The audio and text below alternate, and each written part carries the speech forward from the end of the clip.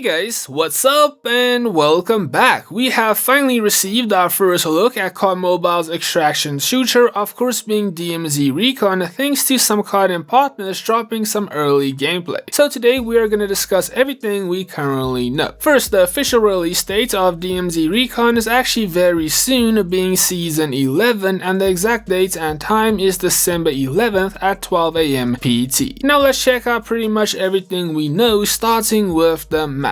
So here is a look at the mini-map of Serpent Island, which is gonna serve as the main big map for DMZ Recon. Credit to Squally Plays for this image as well as the gameplay that I'm gonna be showing off in this video. Check out his full video, linked down below in the description. So as we can see, Serpent Island is gonna feature 11 main POIs, and some of these areas are from previous Call of Duty titles, but they have been redesigned to fit into Serpent Island, such as Al Majra City from Al Majra and the Zaya Observatory, also from Al Majra, which was a Warzone 2 BR map. And a big part of the map is a redesigned version of Ashika Island, also from Warzone 2. Majority of Ashika's locations are included, being castle, town center, port, residential, and the beach club, but with new names, adjusted layouts, and added DMZ elements like contracts, stations, and extraction points. And Serpent Island is not going to be the only DMZ map, as Building 21, also from Modern Warfare 2, will serve as a second smaller map that is going to be more challenging. Before we do continue, is ping and lag ruining Call of Duty Mobile for you? Is high ping putting you at a disadvantage and resulting in losses? If so, I have a game changer app for you, being XLag, which cuts lag, packet loss, and stabilizes your network for over 1,300 mobile games, including COD Mobile. Now, using XLag is very straightforward. Just open the app, search for your favorite game, in this case COD Mobile, and once you have selected your game of choice, you can now choose your preferred server region and let XLag do the rest. I leave mine selected to world, so it does find the best optimized route for me each time. And if we do put XLag to a side-by-side test with it turned on and with it turned off, it makes a huge difference, as you can see. By using XLag, I have experienced smoother gameplay, reduced latency, faster response times, and I haven't been disconnected from the game as often. So if you are ready to upgrade your gaming experience, download XLag today from the link in the description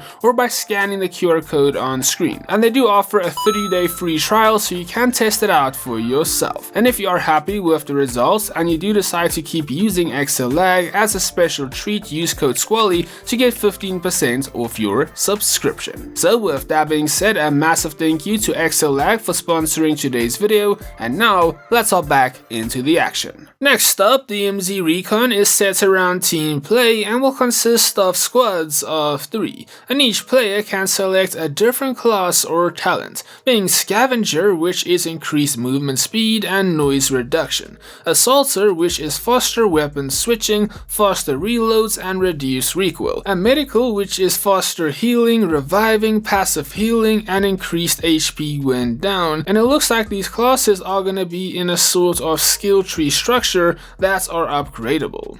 More abilities are going to be available when the mode does officially launch globally in Season 11. Two difficulty options are going to be present, which is normal mode, where players can only use low tier items and lose items only in their backpack upon death, and hard mode, where players can use high tier items but lose everything except their weapons upon death. Next up, we have some info which might upset some people and make other people happy, and that is DMZ Recon is going to be locked to first person only, and no third person option is going to be available. I think a lot of players are going to be really happy with this, but a lot are going to be upset as well. But in my opinion, I think first person only makes perfect sense, as it is supposed to be a tactical game mode, so I don't see any issues with this. Now, if you have watched to this point and you're confused to what this game mode is all about, in summary, it's an extraction shooter, and if you're not too familiar with extraction shooters, basically it means get in, survive, loot high value gear,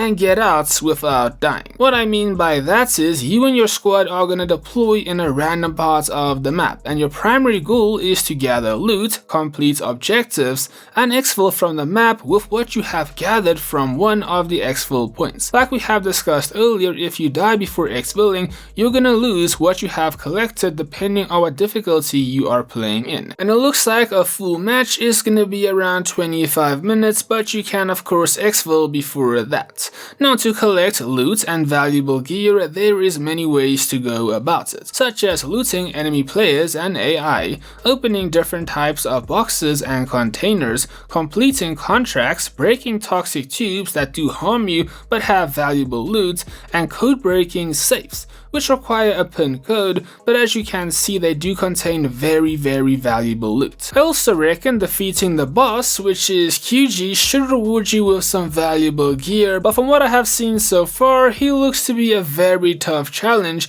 and he executes you with ease, as you can see if you're not careful. It's probably best to take him on with a full squad. Now, other cool things and features that can be found on the map is the UAV stations or towers, which can be activated to reveal nearby enemies on the mini-map. A fully functioning train can also be seen, which travels around the map. You're able to get on the train and it does contain loot. Here is the lobby of DMZ, where you're able to equip gear consisting of 2 weapons, armor, a backpack, ammo, plates, throwables, keys, and more. Multiple types of backpacks are available, with the highest level being level 6. The same can be said about armor. The best armor is level 6, and so far I have seen 2 different level 6 armors. Now, when it comes to weapon levels, the higher the weapon's level is, the more attachments it can take. To obtain weapons, you can either buy them with DMZ currency from the Kurahana shop or loot them from the map. The DMZ currency can be used to unlock/buy various stuff like weapons, armor, and consumables. The higher the rarity of the items, the more expensive it is going to be, and you can sell the collectible items that you do obtain from a DMZ match to obtain this currency. One last thing I wanted to mention is that DMZ Recon is going to feature its own leaderboard and a separate rank mode, making it the 3rd rank grind in the game with its own unique rewards. DMZ Recon looks pretty damn good so far in my opinion, and I'm personally very excited to give it a try when it does drop in Season 11. We should also be able to learn more regarding this game mode on the 24th of this month when the Chinese test server does get an update, so definitely stay tuned for that. So make sure to give me your thoughts down below in the comment section, and keep in mind the footage you guys have seen in this video is early test footage, and the final product will likely have some changes and improvements. Either way, moving away from DMZ Recon news, the tiered offer bundle has returned to the game this morning.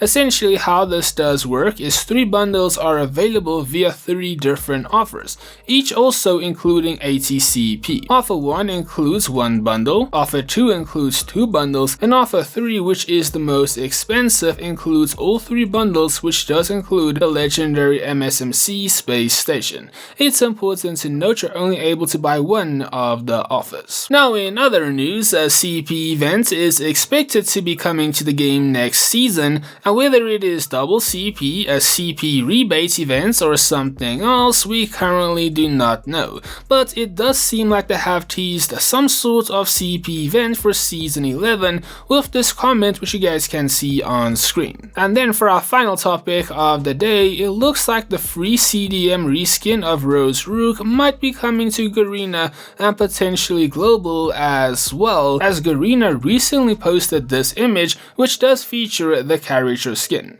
Now currently the skin is only available in China, so it's quite interesting seeing Garena use it in post. Maybe this is a hint that it might be coming to other versions eventually in the future with some changes, or they just used it because it looks cool and maybe there is no plan to bring it to other versions. I guess only time is going to tell. And guys, with that being said though, that is going to be all the latest news regarding COD Mobile at this moment in time, some DMZ Recon gameplay and some other information as well. So guys, make sure to give me your thoughts down below in the comment section. I hope you did enjoy the video. Thank you so much for watching, and well, I'll catch you in the next one.